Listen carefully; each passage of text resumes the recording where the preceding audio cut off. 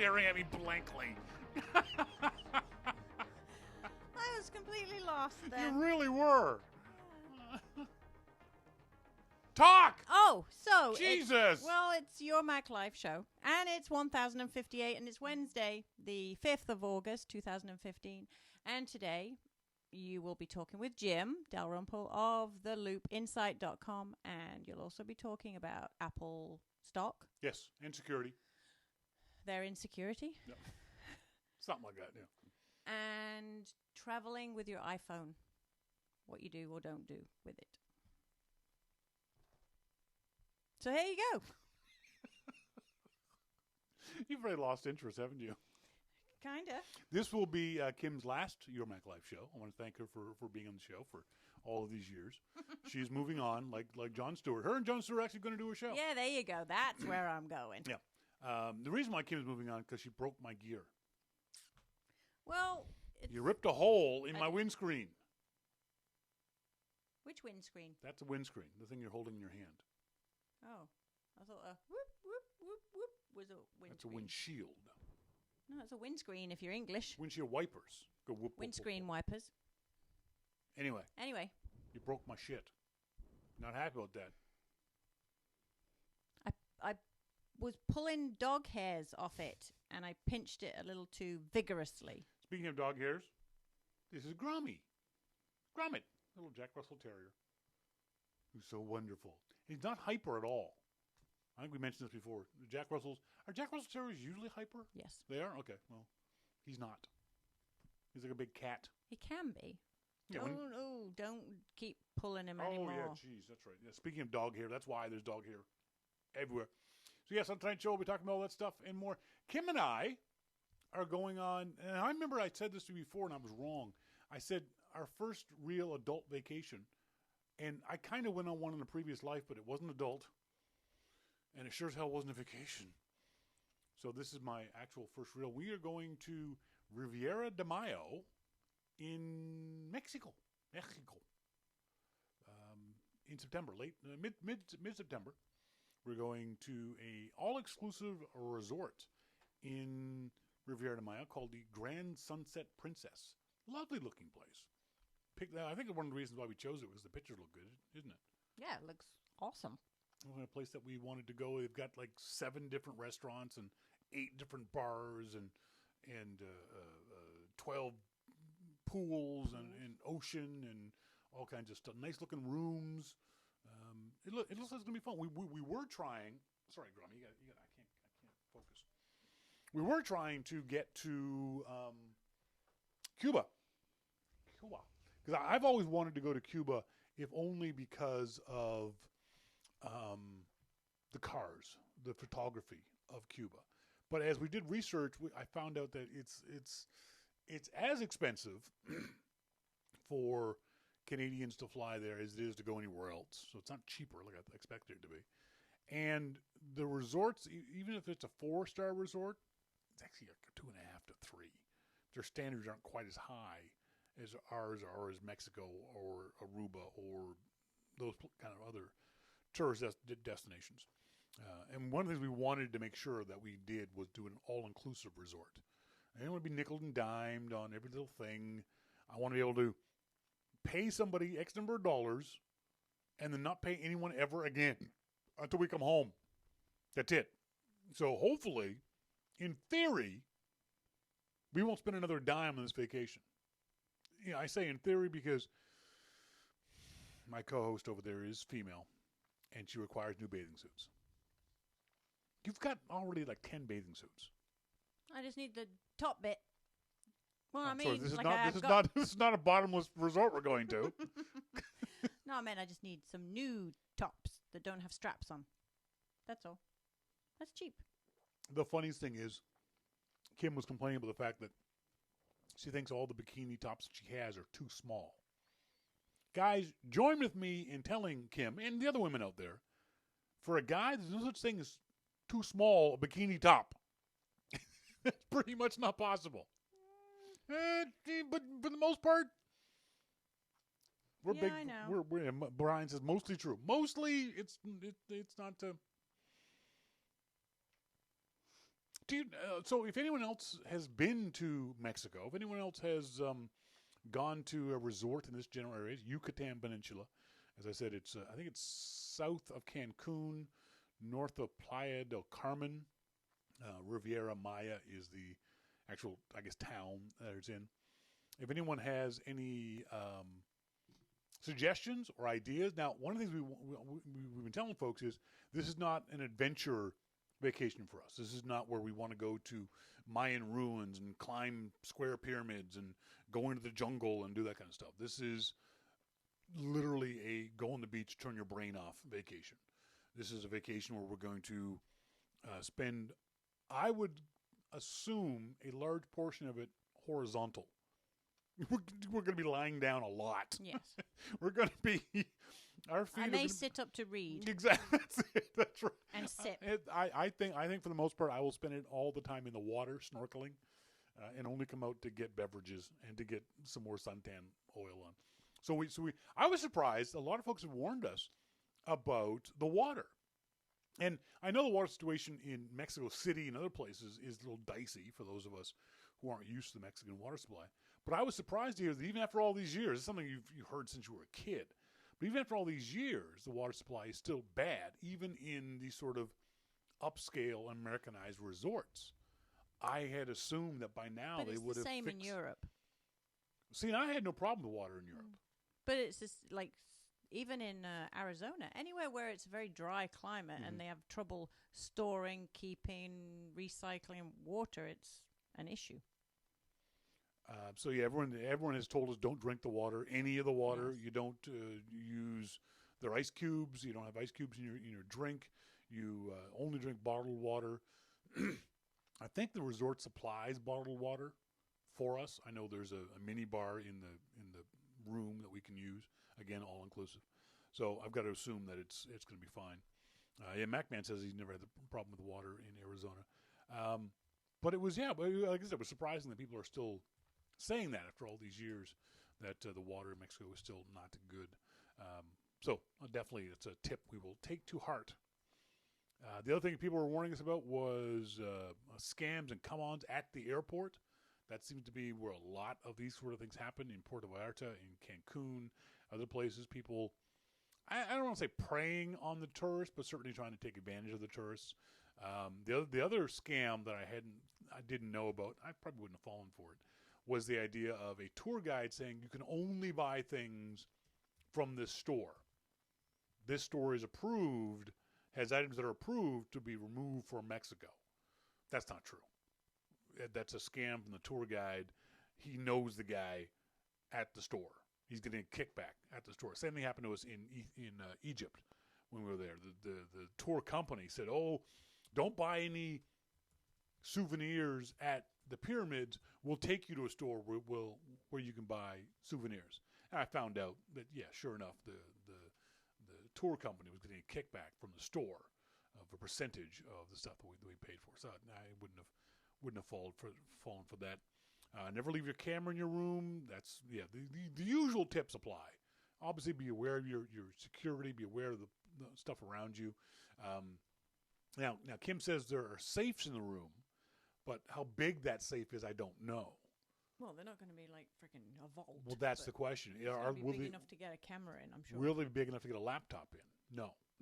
Probably not. So that means, where will my laptop go while I'm down there? I'll likely bring a little carry bag. Well, you can put it. I'll get a bag. Yeah, and we'll have it in a little carry bag as we move Bikini and bag. Okay. What? I'm adding to the shopping list. Yes, need a bag. And a great tip, MacMan, those safes aren't very often safe either. One thing you do when you go into a hotel, any hotel, lock the safe and then type 0000 and see if it opens. If it does, that means they haven't reset the safe combination. It's still using the admin password, basically. Also try 1, 2, 3, 4, the usual ones. But don't rely on the safe. For the most part, I've never used a hotel safe. I've always kept that stuff with me. Yeah, that's usually what I do. A camera, obviously, I'm going to be carrying the camera with me. The laptop we'll put in a bag. But anything else? Again, we're not leaving. I doubt we're going to leave the resort. I can't see us. We have no interest in and I said in the pre-show, no offense to any Mexican listeners, I have no interest in Mexico. It's just not something culturally, historically, language-wise that I care about, that I've ever had any kind of interest in. This particular resort could have been anywhere. We could have been in Dominican Republic, Aruba, Costa Rica, Belize. It didn't matter. All we needed was hot for Kim, water for me, and all-inclusive beer for both of us. Those are our only real criteria. So we're looking forward to it. I'm excited. I'm excited about the idea of going. And this is definitely your first adult vacation, isn't it? Yes. You've never been on vacation like as a couple ever before anywhere? Not that wasn't work related. Yeah, I don't think that. I was a travel agent, so I did a lot of traveling and resort holidays, but they weren't really holidays. It was work. If I wasn't working, the other half was working. Yeah. Or Vicky Vicky. Yeah, I don't think those are vacations at all. MacMan says a good hotel will have a safe at the desk. Mm-hmm. You can have stuff put in. Yeah, exactly. And Blesh, bring enough stamps to send us all postcards. No, I'm not doing that. Follow me on Twitter. There's your postcard. Follow me on Flickr. There's your postcard. I like postcards, though. It's kind of cool. I like that old-fashioned. I like nice mail. You had to say that, didn't you? Yeah. All right, fine. You know what? Letters, Here we go. postcards. It's cool. Here we go. Send an email to Kim at yourmaclifeshow.com. With your address. With your... let me finish. With your address. Your mailing address. Mm-hmm. And Kim will send you a postcard from Mexico. I like it. It'd be nice sitting on the beach writing postcards. That's fine. I'm good. I think that's cool. Yeah. That'd be great. Now we have to get Mexican stamps. Oh, really? No, you think? We'll have to get Mexican stamps? What are you going to be like that for? What are you going to be like that for? You know what we could do? I'll do some research because there are several companies that offer postcard apps that use your own picture. It's kind of a neat idea. What it is you take a picture and they turn that picture into a postcard for you. So you take the picture and then you write your little note, you write the address, and you send that off to them. They print it. Yeah. And mail it off to people. There's a company called Send Out Cards. They do that, but you kind of have to sign up to them. It's kind of multi-tiered. I'll find out. I know there's several apps. I've never used them, but I'll if anyone knows of one that you've used that you like, let us know. But otherwise, if you send Kim at your Mac, don't send them to me because I don't care. Kim at yourmaclifeshow.com. She will send you a postcard from Riviera, Maya, Mexico. And if you have any other suggestions, send us an email on air at yourmaclifeshow.com. The other thing I want to ask you guys about, if you had unlimited funds and 1 week, where would you go on vacation? What would you do with unlimited funds in 1 week of vacation? What city or country or adventure would you go on? Send me an email to onair at yourmaclifeshow.com. It's kind of funny. When I mentioned this to Kim, she said, we're doing it. Mm-hmm. This is your ideal vacation. For just a week. Yeah, for just a week. If I had longer, I'd do a world tour or something. Sure. Yeah. But that's why I wanted to nail it down to a week. Mm-hmm. What would you do for a week of unlimited vacation? Nothing. Nothing. Zero. Zip. Nada. Mm-hmm. It depends, though. Some people want a vacation someplace that's adventurous, historical, cultural, camping. Never going camping. Never. My people don't go in the woods. So I'm interested to see what kind of things that you would do. If you, again, let's assume the job is taken care of, the kids are taken care of, the house is taken care of, the dog is taken care of, all that's taken care of. Unlimited funds. You can go anywhere you want in the world. What would you do for a week? On air at yourmaclifeshow.com.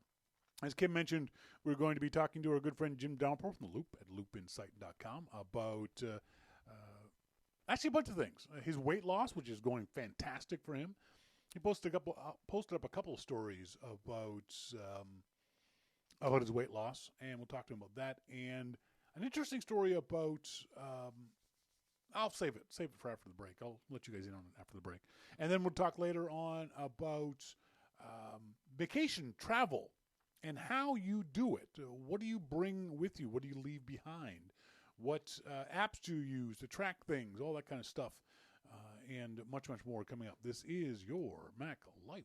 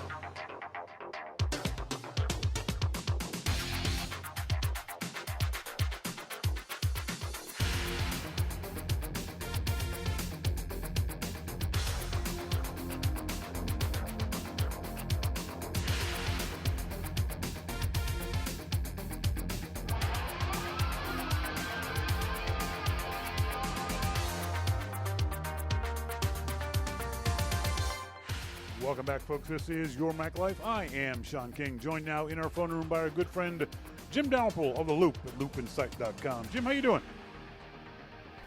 Good. How are you? Good. How's your week been? Better than last week. You posted up another follow-up story on loopinsight.com about your weight loss. Congratulations again for the amazing. I mean, it's kind of mind-boggling that you've been doing this, not by accident. You're obviously thinking about it and doing it, but you're not focused on it. I think that's the thing that I think people really need to understand and really need to grasp, is that this is not something you are not busting your ass an hour each morning, an hour in the afternoon. You're not running marathons. You're just cutting back a little bit and adding a few things to your lifestyle, aren't you? Yeah. Yeah. Just 5 minutes ago, I had a mouthful of Doritos. So,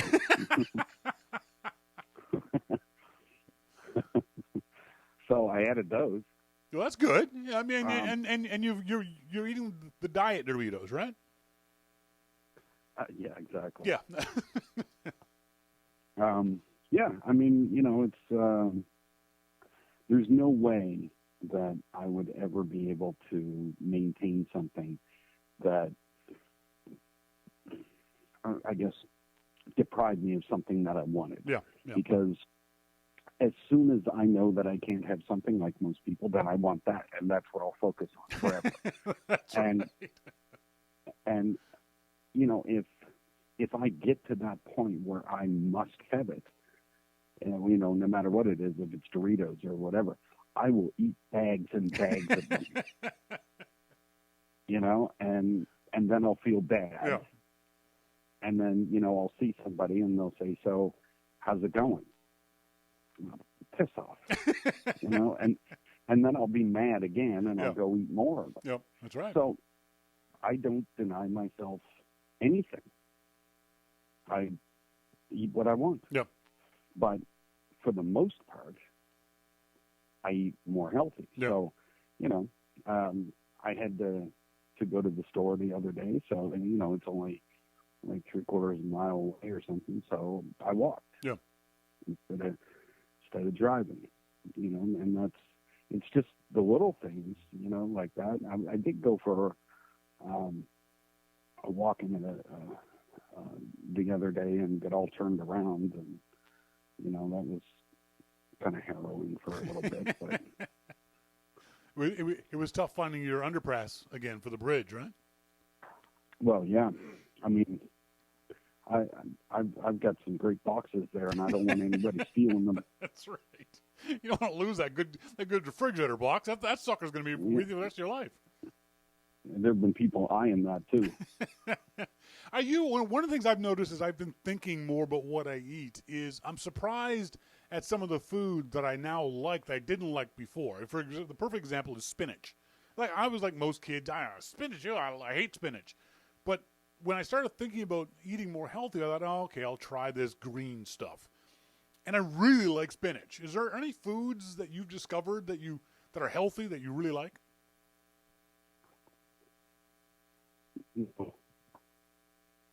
No, really, there's not. I mean, you know, I've always loved vegetables. Yeah. You know, potatoes, corn, carrots, peas, stuff like that. I've always hated broccoli and what are those little cabbages? Brussels sprouts. Oh God, I hate those.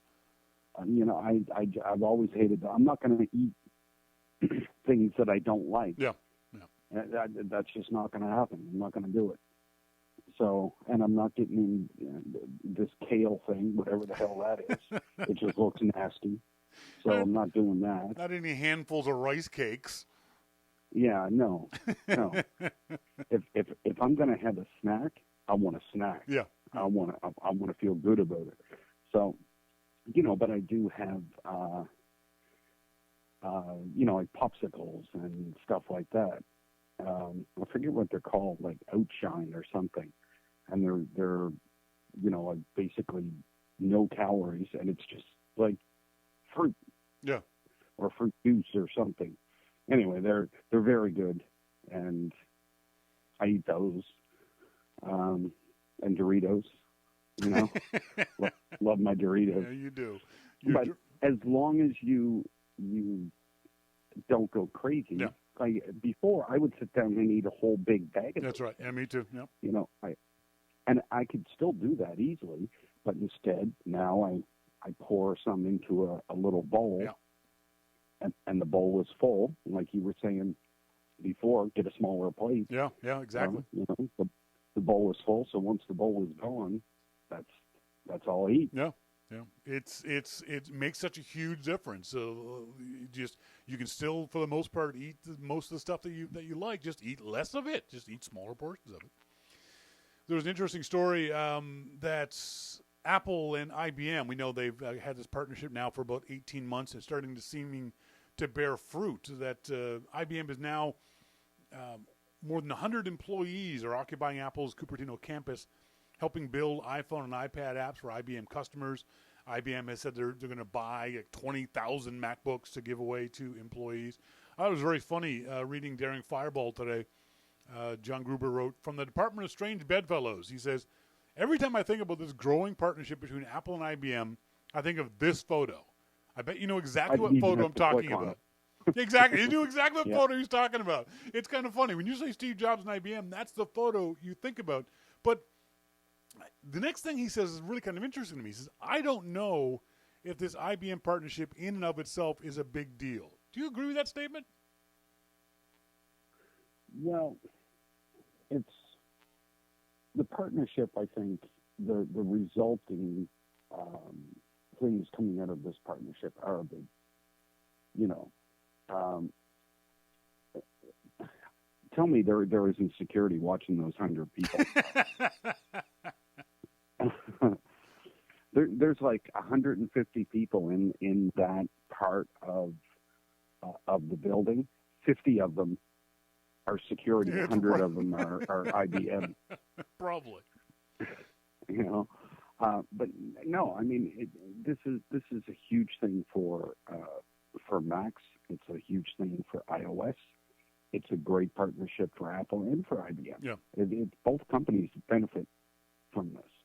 So, but it just, you know, it does seem really weird, you know. I thought, what bizarro world am I waking up in today? Yeah. IBM is recommending Macs, and but that's where IBM's business is to provide solutions and things for all these giant corporations. So, and I think that's the key. And that's why I'm surprised that Gruber would say that he doesn't know this would be a big deal. I think it's just a big deal from the very point of view these two companies can find common ground, although it's easier now than it was back in the day when they were direct competitors selling PCs. But if we all remember, or sorry, not all, if you're old enough to remember, there used to be a saying back in the 60s, 70s, 80s, no one ever got fired for buying IBM. And that's still a little bit of an attitude today, is that you can trust IBM. If you're a Fortune 500 company and you need those services, whether they be cloud or storage or whatever it might be, you're not going to go too far wrong buying from IBM. And if IBM then recommends company B, well, I trust IBM, so therefore I'll trust company B. And Apple is company B. I think that's where the big deal comes in, that IBM gives Apple a legitimacy in Fortune 500 that they might not have had before. Do you think that's right? Well, I don't know if there's a legitimacy problem anymore. No. But what it does for Apple and IBM is that, Apple could supply all of this stuff, but IBM can take its iOS apps and its Macs and the apps that it has for that, and it can walk into, a giant corporation and say, we have one solution that goes throughout your entire business. Yeah. And here it is. And they can show it on the Mac, they can show it on the iPad, the iPhone, and it just, I think that's what companies are looking for. They're looking for that kind of solution to be able to work on one platform and be able to have everything work.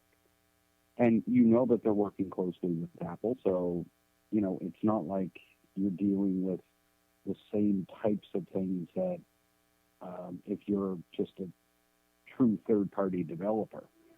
They have some ins. Clearly, they have 100 people working on campus. So.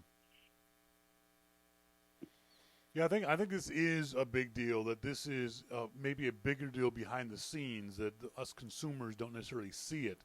But I think this is a huge deal. I think this is adding to both companies' bottom line and certainly adding to both companies' cachet in the industry. Again, like you said, companies looking for a one-stop solution, and they can go to IBM and say, here, fix this problem we have. And IBM can pick and choose among a number of different vendors, and they're obviously showing that Apple is one of those primary vendors. I think this is a good deal for everyone. I think it's going to be continue to be a big deal. One of the stories you posted, or Dave actually posted up in the Loop, was 1,000 musicians played "Learn to Fly" to woo Foo Fighters to Italy. I thought it was kind of a neat, funny little story. But as a musician, explain that to me. How do you get 1,000 people playing the same noise at the same time? I'm not a musician, and whenever I've tried doing anything musical, I find myself getting distracted by the other person, by the other guitar or the other drum or whatever it might be. Is that a characteristics of musicians, that you can turn off in your head, your ears, the sound of other people playing different noises around you? Well, I mean, the first thing that you have to assume is that the other musicians around you know what the hell they're doing. Sure, yeah.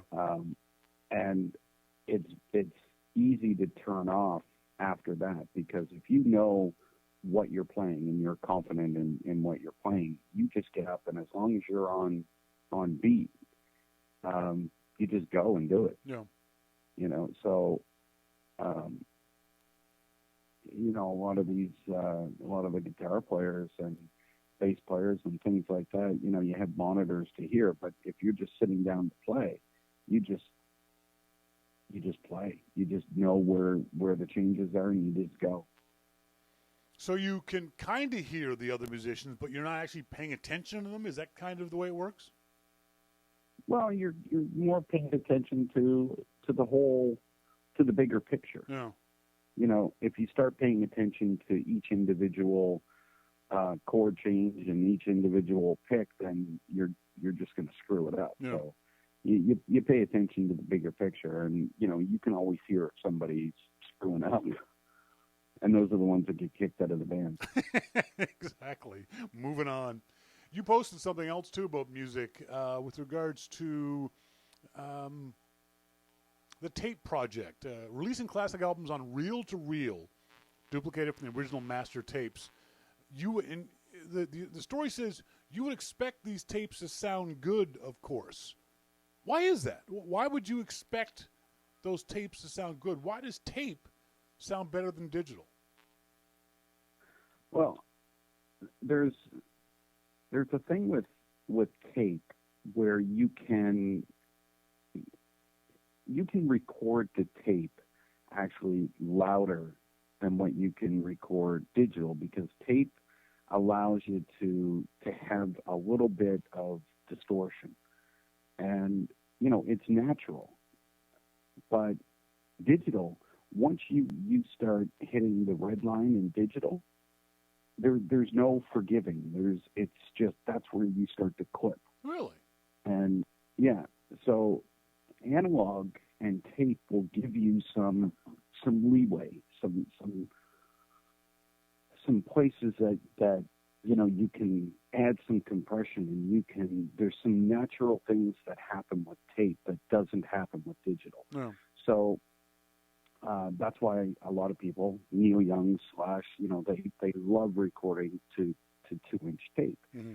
So because it does have that warmth, and just to make that point even more, digital companies have for the past number of years been coming out with plugins to add tape saturation to digital recordings, so that it sounds like you're recording on these old tape machines.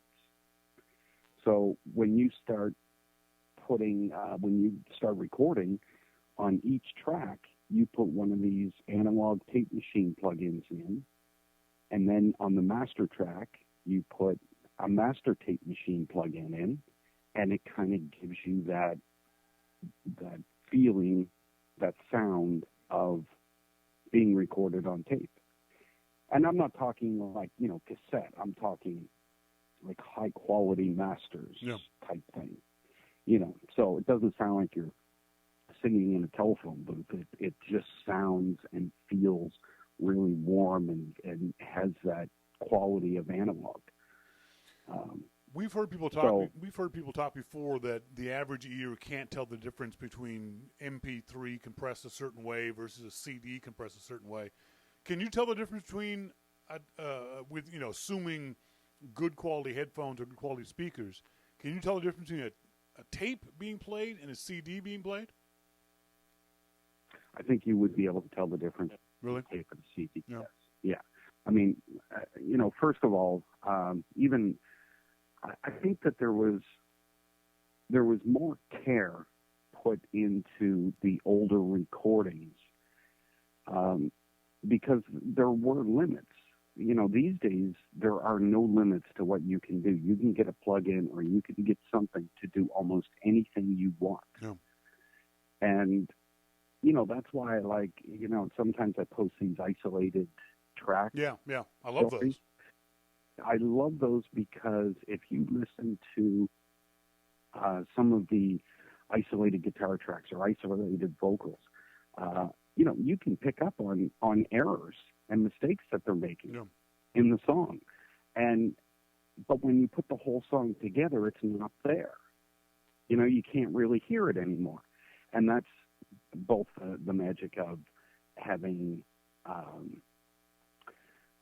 all the music together, but it's also the magic of the audio engineer, maybe lowering the volume just for a split second so that doesn't come through, but these days what they would do is just cut and paste a new section right in there.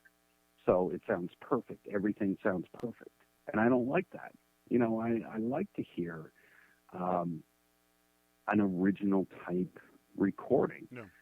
And, where every drum beat is on the mark and perfect. And, when I started getting into digital recording, that's what I started to do. I started to take these drum beats and quantize them to the grid so much that it was just pristine and perfect.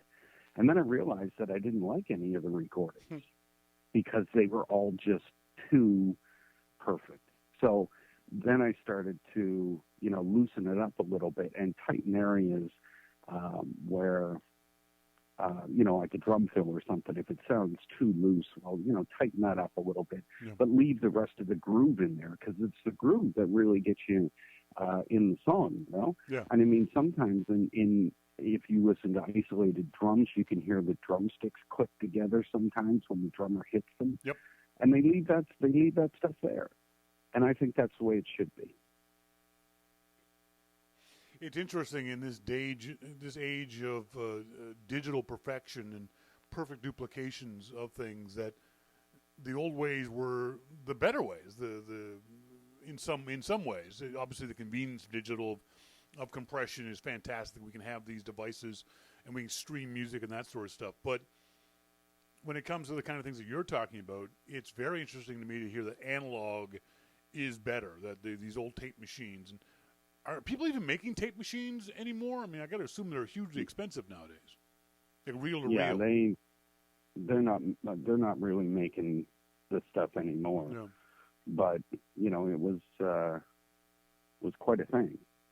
And the fact that some of the most popular plugins now are digital plugins of old analog compressors. Yeah, that's funny.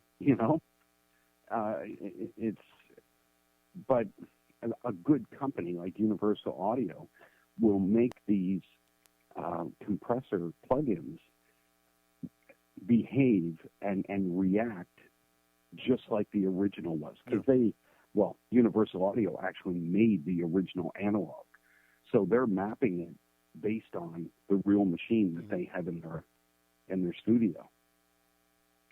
So that kind of stuff. See, this stuff is great for me because I would never be able to afford to go out and buy one of these compressors that were built in 1950 or 1960 and be able to maintain it. So beautiful for me to be able to go out and get these plugins and say, okay, well, here's how it would sound with this. And you can tell a difference depending on which model of compressor you put on it. MacMan in the RC chat room says, same with photography. I've seen a lot of film plugins lately. Yeah, I guess that's kind of the comparison of photography. You can get a plugin for Lightroom that will mimic a Leica from the 1950s or a film camera from the 70s. It's kind of the same sort of thing. We don't like the perfection of digital, so we want to degrade our photography or our audio, if degrade is the right word, to make it look like something else. Is that nostalgia, or is that actually better, though? I think it's really quality. I think that it's funny how we spend years striving for perfection and then realize that, I kind of liked it the way it was. Yeah, it was perfect before, Yeah, because I think the more perfect, and I'm not sure if this is the same with photography and film, but the more perfect the music gets, the less character it has. No. I mean, if you listen to some old recordings, it's not perfect, but it's so good.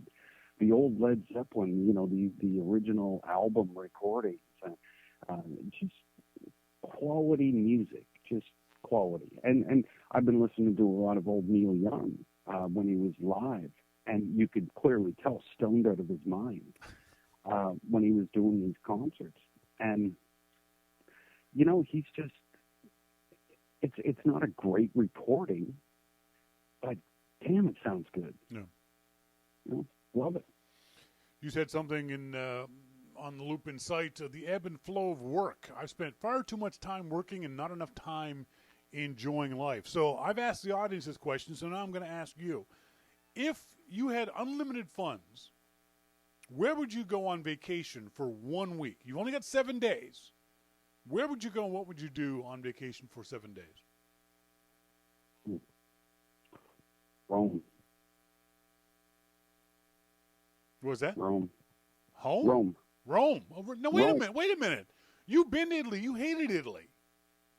I didn't hate Italy at all. Loved Italy. I thought you told me that you didn't like it. You didn't like the food. Oh no, the food was blander than what I thought. But I actually love the food throughout Europe because it's all so fresh. Yeah. You know, but no, I love Italy. I love Rome especially, and you know, there's so much to see and do in Rome that I would go there again in a heartbeat. Yeah, Rome. I love England. I'd always go back to England, but you know, you never know when it's going to rain, or maybe better when it's going to be sunny. So exactly. Yeah, it's definitely high up on my list, and certainly Rome. If you've only got a week and you want to do it all in one place, those cities, Rome, Paris, London, are perfect for that kind of stuff. Because anything you want to do, especially if you have an interest in history or culture or that kind of stuff, those are fantastic cities. Yeah, I definitely would choose Rome. So, folks, Jim has chosen Rome. Where would you go if you had 1 week worth of vacation? I've been talking to Jim Dalrymple in the Loop at loopinsight.com. He's here each and every week. He's also got his own 2 podcasts, The Dalrymple Report and Amplified, are both available on the iTunes store. Jim, thanks for joining me, buddy. Appreciate it. thanks, Shawn. Have a good night. See ya. Bye. I can't tell you how proud I am of Jim and losing almost 50 pounds. Turn your microphone on. Losing almost 50 pounds, and the best part about it is that he's lost it without a whole lot of effort. That he's not working out in the way we would think about working out. He's not, busting his ass on a. Sorry, I had your microphone turned on. He's done it in 6 months. Yeah, that's good. So it's not a crash diet either. Mm-hmm. He's doing it in a reasonable kind of way. He wants to lose another 10 pounds by Christmas, and that's reasonable. Just watching your weight just a little bit, portion size just a little bit, and paying attention to eating a little bit more healthier stuff. It's not that hard. It's really not hard. You want to get down to 130 pounds by middle of September. 135, not 130. 130 by the not middle pretty. of September. Yeah. That's doable, I think. I think it's doable with your present diet, don't you? Yeah. What does your MyFitnessPal say what your weight will be in 5 weeks? About 136, 138, something like that. And that's eating the way you've been eating. Yeah, but without too many of these. What do you mean without too many of those? Aren't those good for you? They add up. Yeah. I thought they were good for you. Now, here's an idea, a prediction. Before we leave for the airport, on September 13th, we weigh ourselves. And weigh ourselves when we get back. No. Do you think you will have lost or gained weight while there? Probably gained. I think lose. Oh. You know why? Why? Hot. Oh, Because yeah. for me, I don't eat a lot when it's hot. No, me I neither. really cut back on the amount I eat when it's hot. And because I know it's going to be very hot there, I'm going to drink a lot of water.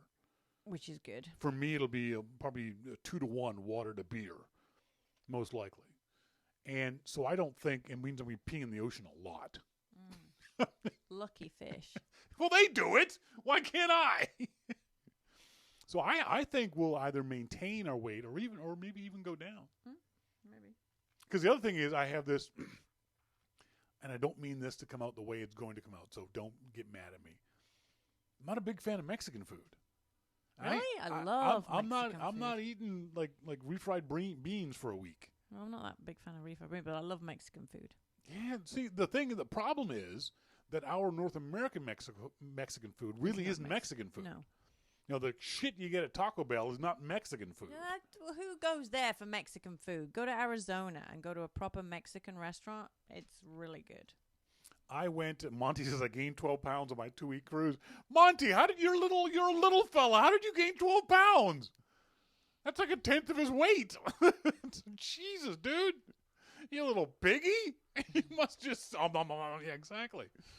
When I was in Portland, Oregon, Michelle and Dr. E and Hannah Marie and I went to my very first true Mexican restaurant, one that had like proper homemade, authentic kind of, Mexican. I had like bamboo leaves and banana shoots and cactus. I ate cactus. So I'm hoping that our resort has that kind of Mexican food and not tortillas and burritos and chimichangas and other Mexican words. No, they're not going to do that. They might. You don't know. No. You don't know. What do you know? You don't know. Dear. Monty, there's food, good food everywhere on the ship, and it costs nothing extra. Exactly. For those of you who may be interested or not paying attention, Apple's stock in the past 2 weeks has plummeted from a high of about $130 a month and a half ago to down to, I think, $114 today. In the last 2 weeks, Apple's stock has dropped $90 billion from market capitalization. That doesn't mean a whole lot because it's not real money. Apple didn't lose $90 billion in cash. The market has sold, and I never understand that. The market has sold the stock. Well, someone had to buy it. Who bought it? If someone bought it, it should be the same price. I don't get that part. What? What? No. What? It's not. It's got nothing to do with it's not just buying and selling. What is it's a feel. Like you said, there's those stupid analysts that get paid big bucks to guess what they think the market or the consumers are going to think in that area. Apple, it's iPhone and the MacBooks and stuff like that. It's all that. It's just a guess. It's all a guess. That's why people that get their knickers in a twist over it, it's like, oh. All you folks who are saying where you're going to go on your vacation, email me because it's all scrolling past on the screen. I won't be able to read it back later on. So there's some good news and bad news. The bad news is Apple stock is underperforming the market significantly. It's really surprising a lot of analysts how much Apple stock is underperforming. Part of the problem is because so much of Apple's valuation is tied up in the iPhone. 65% of Apple's profits in the last quarter were iPhone, not Macintosh, not anything else, iPhone. And so what the market is worried about is that Apple can't repeat the success of the iPhone. It doesn't matter what the Apple Watch. It doesn't matter new iMacs. It doesn't matter new iPods. The market doesn't care. They want to know that the next iPhone will be as big as the previous iPhone. The problem is there is no reason to doubt that the next iPhone won't be as big as the previous iPhone.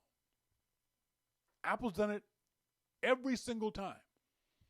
Every iPhone that comes out is better than the previous iPhone. There's no argument about that. There's no one in the world who could logically argue that the iPhone 4 wasn't better than the iPhone 3 and the 6 wasn't better than the 5. So the iPhone 7 or 6S, whatever the hell it's going to be called, is going to be better than the previous one. But Wall Street doesn't believe that. Wall Street doesn't believe that that's going to happen, that Apple won't sell another cajillion iPhones this coming Christmas. Apple's probably going to release a new iPhone in September, October. People will buy the shit out of them for Christmas, for the weeks leading up to Christmas. And they're going to be buying a shitload of Apple Watches. Apple Watch is going to be, I think, the number one, it depends on where you are economically, but I think the number one mid to high end present of this Christmas season, 2015. Mm-hmm. That's going to be the biggest seller. People are going to be buying their kids high school graduation gifts, college gifts, husbands, wives, boyfriends, girlfriends. This is going to be a big gift for a lot of folks. Not for us here in Canada because it's too freaking expensive, but for places people who can afford this, really. So I don't think there's Apple stock deserves to get pummeled like this. I think it's going to come back to higher than its 130 range. But that gives you a little bit of a sense of, there's all kinds of really good articles about this. Surprisingly enough, one in the Wall Street Journal today talking about this 20-day average of Apple stock, that they've dropped below that 20-day average. And because it dropped below it, that makes the market even more skittish, so it's liable to drop even more. An analyst friend of mine told me it's going to get under $100 in the next 6 months before it pops back up again, which he says it will next January when the December numbers come in, when the holiday numbers come in. He said, so if you have Apple stock, hang on to it until that point. Or if you don't have Apple stock or want more, buy more of it. That's his unofficial statement to me. Monty says Apple closed at $115.40 today, up 76 cents from its open at the start of the day. MacMan says, they only sold 35% more iPhones year over year last quarter. They're totally screwed. Better get Tim Cook out of there. That's the thing that us normals don't understand about Wall Street.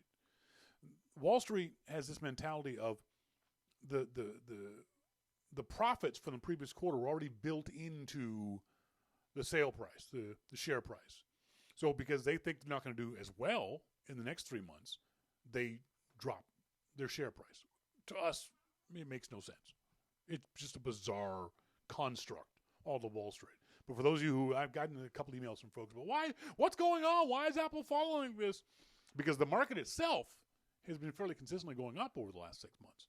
But remember, Apple has done this historically. When the market's been going down, Apple's been going up. When the market goes up, Apple tends to go down. They sort of cross paths with each other. The bottom line is, for the most part, the markets don't understand Apple, and that's one of the biggest issues.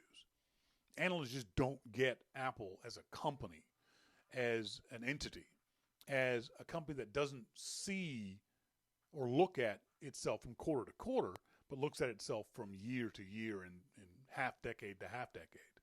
Apple's not a short-term company, so therefore they don't do things to prop up their share price on a short-term basis. So don't stress out too much about the Apple share price. It will come back, and it also means the price is getting lower for people to buy.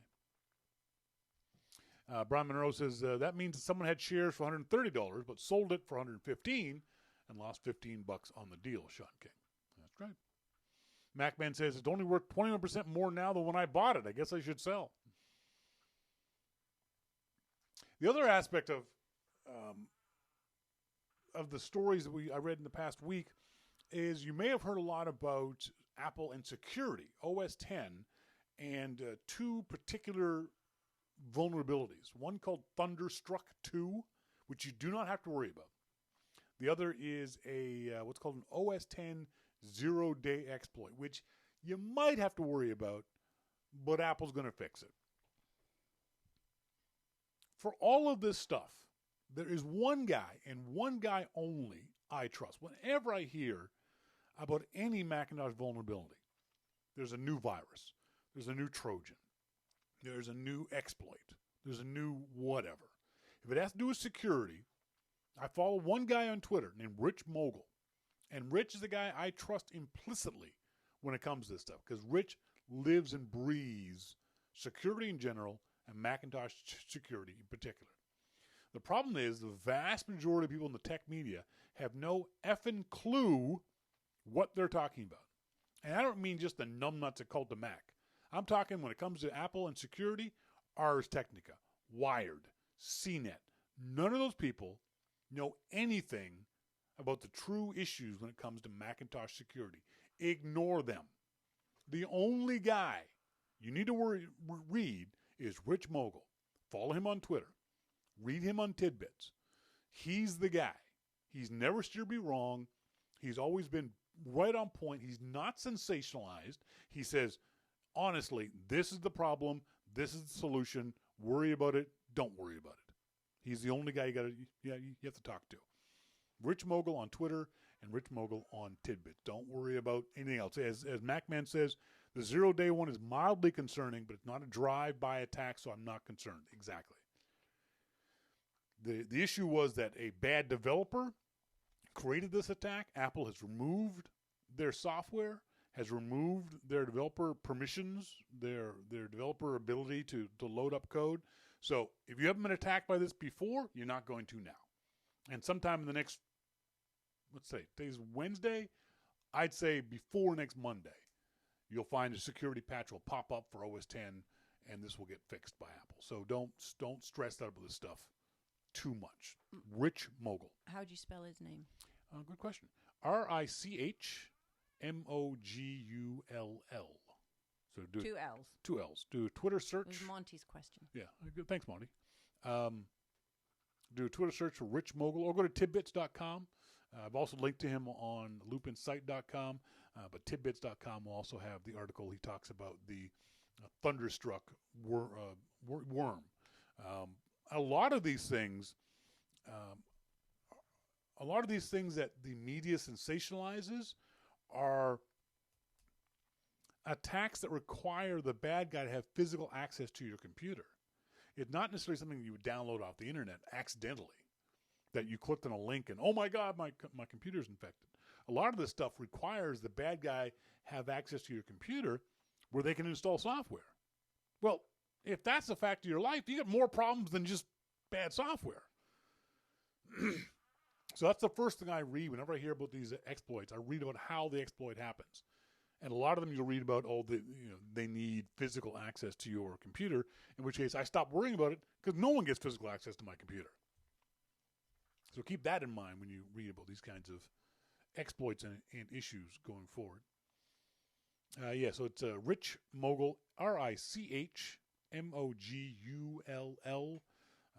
Search him on Twitter. He's a nice guy to follow on Twitter, too. He's not Shawn. He doesn't have verbal diarrhea.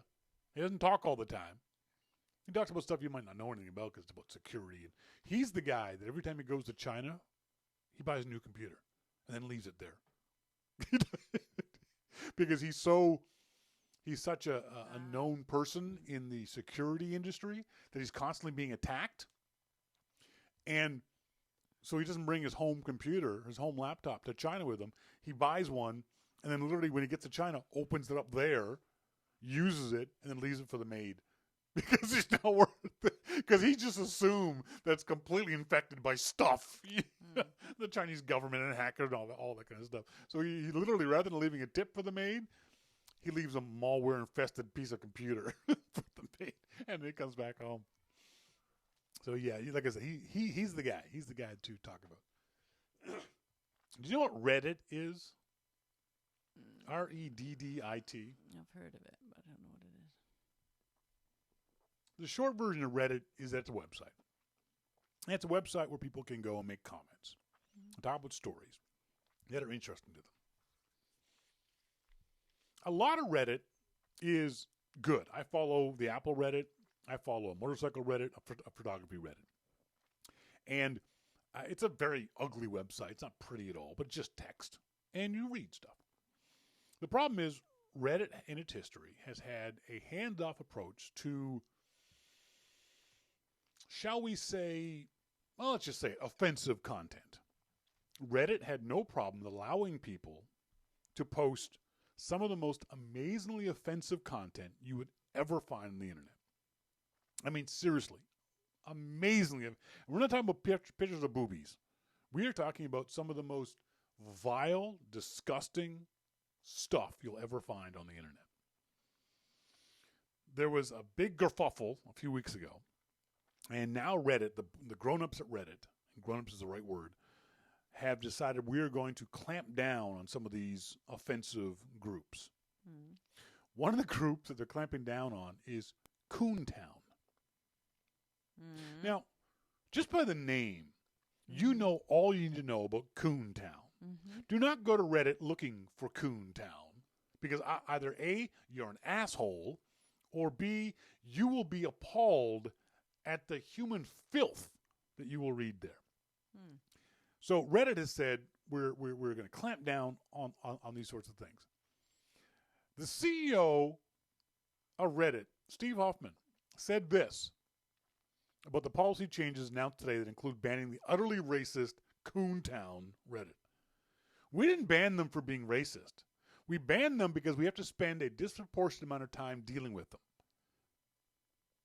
So the Reddit CEO was saying, it's okay to be racist.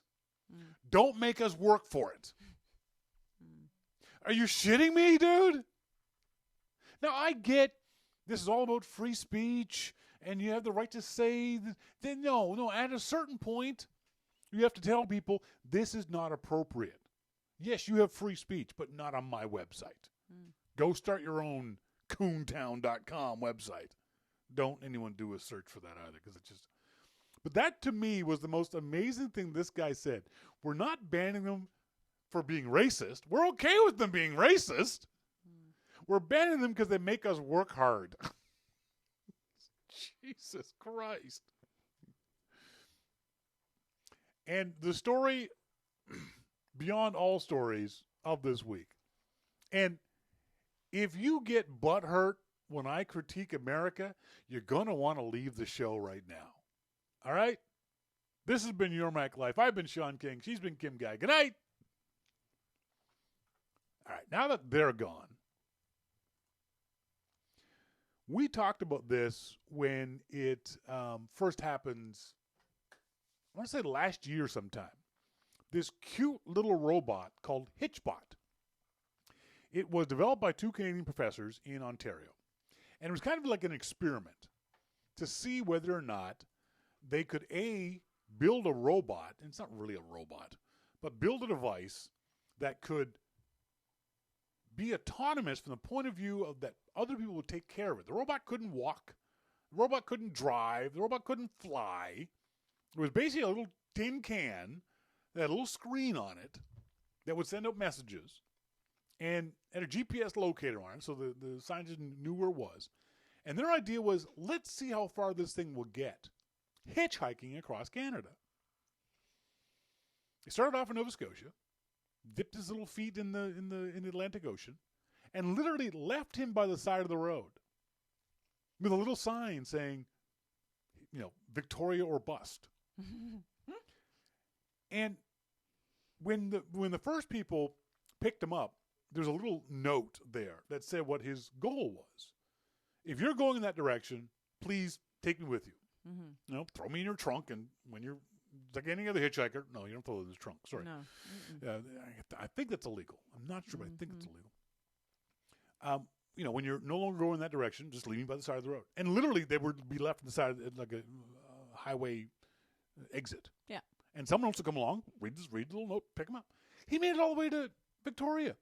That's 6,000 miles. This is a big country with not a lot of people in it. Mm-hmm. And the little guy made it all the way. He had a Twitter account that would tweet automatically. People would post pictures of themselves with the Hitchbot. He's sitting in the front seat of cars with the seatbelt on. It was great. It was a funny, funny story. Then they took him to Germany. He spent 10 days wandering around Germany. And then they thought, let's try this in America. And they dropped him off in New York City. He gets to Philly, and someone destroyed him. I know, it's crazy. Somebody tore his arms off and his head off. Why? And destroyed the little Hitchbot beyond repair. First question. Why? I know. What purpose does it serve? I know. Why? Now, unfortunately, when I heard the Hitchbot was going to be in the United States, I knew this was going to happen. It's a sad state of affairs when you know ahead of time. What was that? Because Sherry said, America. America. Pew, pew, pew. Pew, pew. It's a sad state of affairs that you knew ahead of time this was going to happen. Mm-hmm. It's a sad state of affairs for your country, my American friends, when we knew this was going to happen. And it's a sad state of affairs that if someone had asked me where it would happen, I'd have said Philly. Because people in Philly are assholes.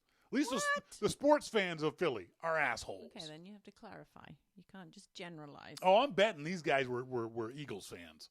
Eagles fans are the worst. But I just don't. Why? What was the point? Why would you destroy this little, I don't want to say innocent, but this little device? I in general, even as a kid, didn't get vandalism. And now, to be honest, there was an old warehouse down by the docks that we used to go and throw rocks at and break the windows. Yeah, okay. But every kid for the previous 50 years had done that, and there were no windows left. We were just basically throwing rocks at pigeons. But the kind of mindless vandalism of spray painting things or breaking mailboxes or that kind of, I never understood as a kid. So that's where I'm coming. I don't get why you would do that. But the idea that you would just beat up this poor little robot. Just leave it alone. Mm-hmm. The problem is, in 2016, the researchers, the professors, are going to do this again. And they're going to start in Philadelphia. It's not going to get out of Philadelphia. I predict it will not get. If it gets out of Philly, it's not getting west of the Mississippi.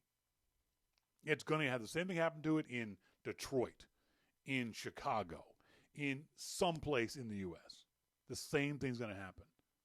Because, frankly, it's a fucked up country full of fucked up people. Y'all don't know it yet, but Donald Trump is your leading candidate for president of the Republic, or the leading candidate for the Republicans of the presidency of the United States. So, that's all you need to know. When that guy is leading, even if it's just a joke, there's a significant portion of your population that's fucked up. I felt so bad for the poor little guy. Because I followed his little Twitter account when it was in Canada. And it was kind of neat to see him, hitchhiking across Canada, people taking pictures of it. And it was a little bit of a Canadian thing. Oh, aren't our Canadians that? And that's part of the story, too, and I'll be the first one to admit it. It's that Canadian smugness that we have towards America. Canadians always think, even though we have an inferiority complex, we still think we're better than America. So that's one reason why this story is getting so much more play up here in Canada than maybe it has down in the States. Les says it'll have people looking out for it this time around. Yeah, but not 24/7, unfortunately. Unless people say they're not going to leave HitchBot alone by the side of the road. Like passive. Yeah, they'll actually hand it to the next person. But then that loses its like what it was set out to do. True. And also, who has the time to do that? Who's going to wait on the side of the road if you're in the middle of the interstate in Missouri? And you go make a left to Kansas City, you have to drop HitchBot off. You're not just going to stand there at a truck stop going, hey, someone take my robot. I know, it's like HitchBot relay. So, anyway, it just pisses me off. Something else. Don't get me started on dentists. So, as we said before, Kim and I are going off to Mexico. Our first time. Is it your first time in Mexico, isn't it? Yep. I've never been to Mexico either. Looking forward to it. Not as much from the Mexico point of view as from the point of view of just having a real live vacation. I think that's the fun part. Mm-hmm. And it's that kind of adult, I keep calling it an adult vacation. That kind of adult vacation where you just go and lie on a beach in a chaise lounge. Chaise lounge or chaise lounge? Chaise long. Chaise long. What? Chaise long. I don't know. That was lounge. You're the English pronunciation expert. I know. With your elocution classes. Mixing friggin' French and English. Just beach chair. Chaise long. Really? Chaise long? Mm-hmm. Okay. Beach chair. Whatever. Just dig a hole in the beach and set my butt into it. I don't care. We're gonna do that for a week. We're gonna hopefully eat good food. We're going to relax. We're going to read some books. I'm still down. And here it comes in. I'm still torn about what to bring with us, what we're going to do technology-wise. Mm-hmm. And the problem is, I'm a gadget nerd. I like my creature comforts. Both Kim and I do. Neither of us will ever camp in our lives. If you find me in the woods, I've been kidnapped. Please rescue me. So what gadgets are we going to bring? You're not as much of a gadget person as I am, but will you bring your iPhone? Maybe. Just take a couple of pictures so that they're on my iPhone so I can show people when I get back. See, for me, it's, do I bring my iPhone 6 Plus, the big one, and my iPad? Or do I bring just the iPhone 6 Plus? Or do I bring just the iPad? If I bring just the iPad, all my worries about cellular data go out the window. I'm not going to worry about it at all because I don't have a cell plan on the iPhone or on the iPad. I don't take pictures with the iPad, so I won't be able to do that.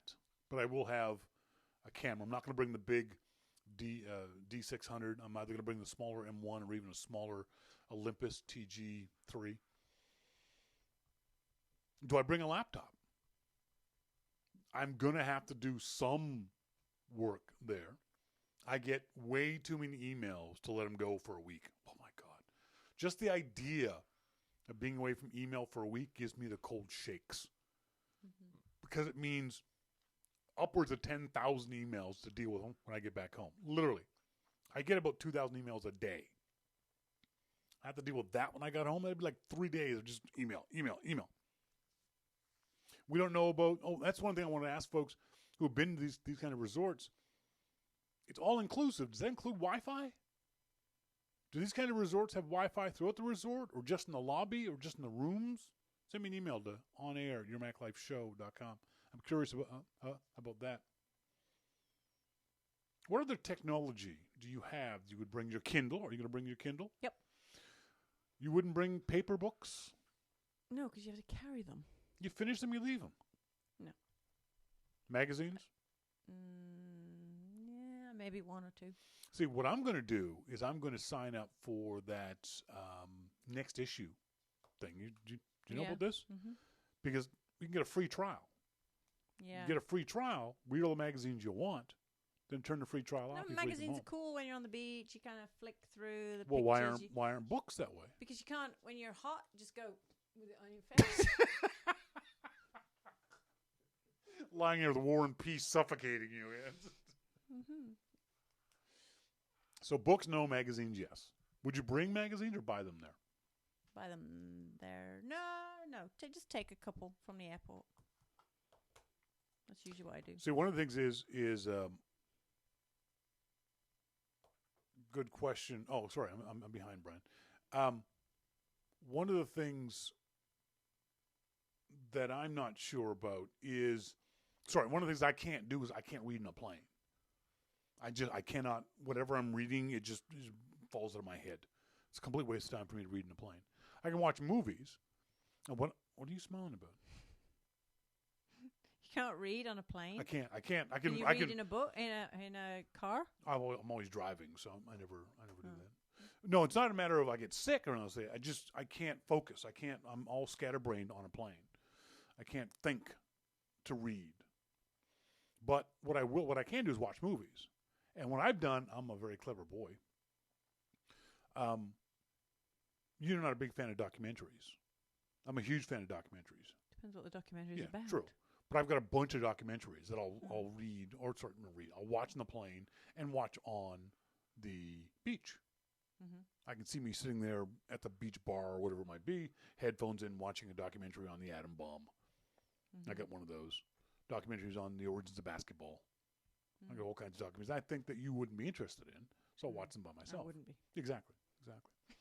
So I think that's leaned me towards wanting to bring the iPad and possibly not bringing the iPhone at all. The problem is getting photos off the camera. I know. And then onto some device, which means I have to bring my laptop. So I think I have to bring the laptop anyway. Yeah. Oh, well. We'll see. Are there electrical issues in Mexico? Do they have funny plugs like you all do in Britain? No, they in do Japan? in Europe. In Britain, we have very smart plugs, remember? Yes. You're right.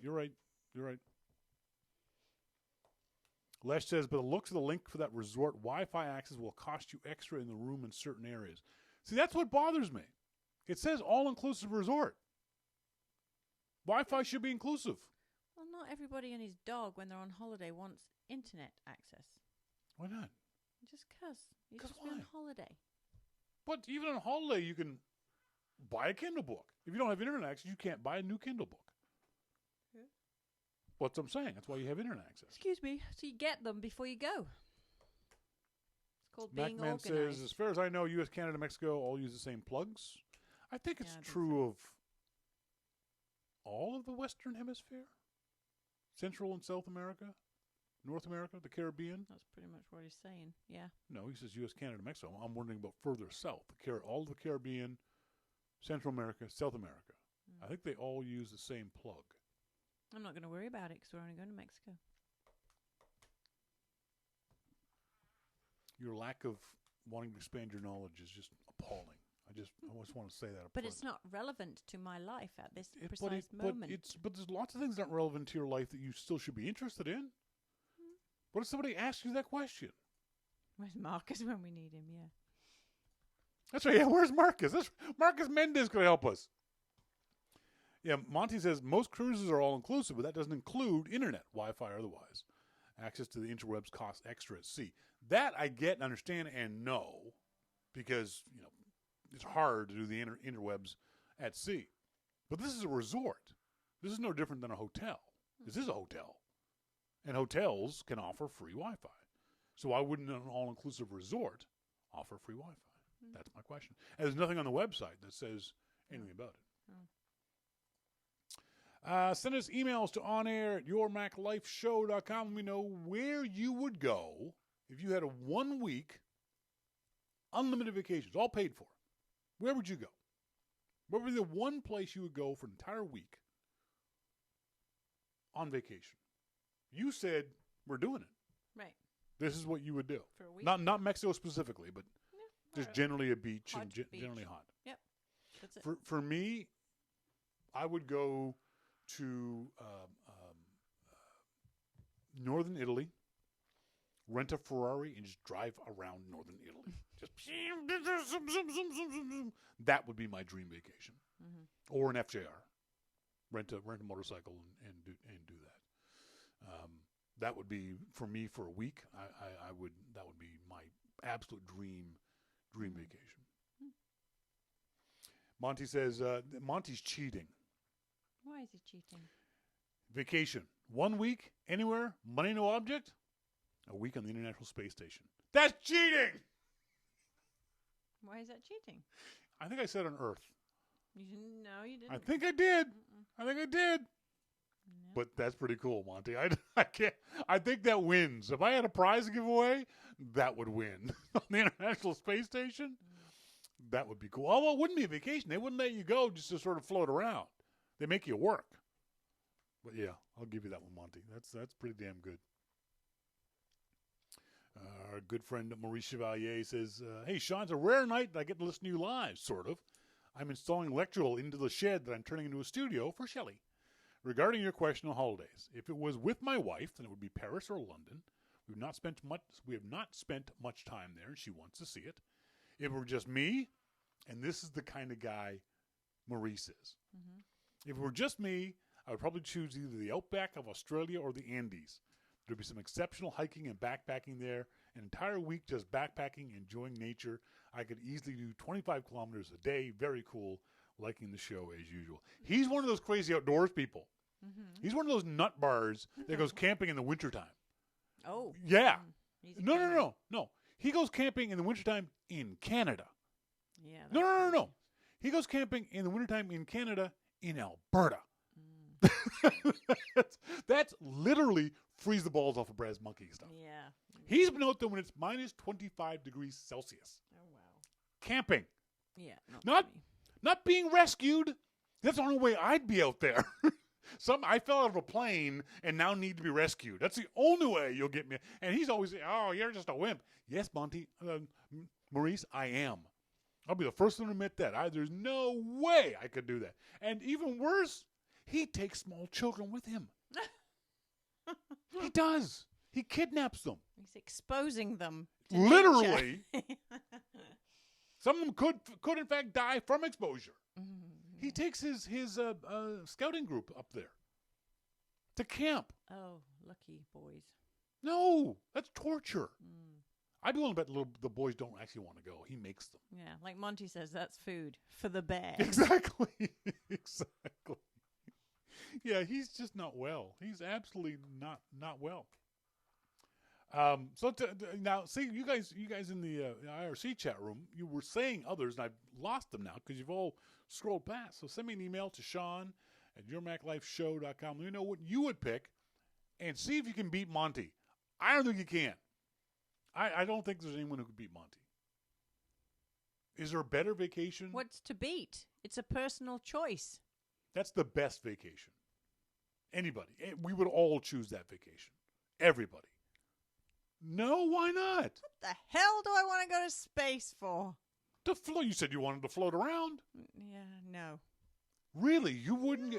if someone offered you, really? No. You get to go up in a rocket ship? No. Really? Yes. You have no sense of adventure at all. Oh, dear. But you're a Harley chick. You're a cool chick. You're tough. Yeah, I don't want to go to space. MacMan, not sure I want to get there via Soyuz. The Soyuz are fine. Leave the poor Russians alone. They haven't lost anybody in days. Brian Monroe says, yes, electrical plugs look like they're the same as the USA. I think that one of the other issues, too, is in Europe, there's different, is it voltage? Yep. So they push more juice into your computer. And and they have a different socket. Like the English have a three-prong and the French have like a two-prong, just little one. You have to buy these adapters. Yeah. Plug bug, if you're going someplace like that, the folks at 12south.com. What did you say? Plug bug. Plug bug. Okay. Nothing. You're such a 12-year-old.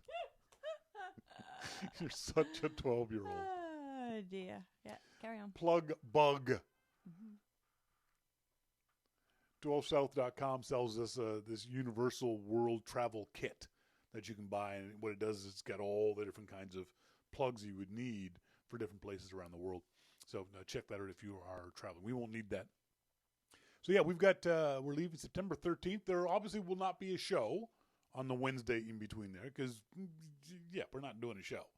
But we'll be on Twitter. You'll be able to follow us on Twitter. We'll have pictures, all that kind of stuff. We'll be lots of time before we go talk more about that. So, yeah, we got to figure out this kind. The other thing is, we got to figure out apps for either tracking the things that we do, whether we use data, whether we use wireless. Sherry says, I'm scared of space. There was an interesting app I saw that told you about sun exposure, that told you how much sun you could safely get over a day, depending on your location. Oh, okay. So, like the UV level. Yeah, it would tell you the UV level. So if anyone knows about that kind of thing, let us know. I mean, it's not really an issue for us, but something I'd be curious about using. Are there any travel apps you guys like to use? Do you use things like TripIt or Kayak Pro to track these kinds of things? Flight Aware is an app I've used before to track flights, to make sure they're arriving on time and leaving on time. So any tips and tricks for travel that you guys might have, you want to pass on to us? We would greatly appreciate that. We'd love to hear from you guys. As always, on air at yourmaclifeshow.com or during the week, Shawn at yourmaclifeshow.com. Was there anything else on my list of things to talk about? Let me just check. There's that. Nope, there was nothing. That's it, folks. We are done. I want to say thanks very much, as always, to our good friend Jim Dalrymple from The Loop at loopinsight.com for joining us here on the show. I want to say thanks to you guys for being tuned in, whether you're tuned live or whether you're listening to the archive. Always appreciate you guys listening to the show. So, until next week, as always, she's been Kim Guy. And I've been Shawn King, and you've been listening to Your Mac Life. Thanks for joining us. See ya!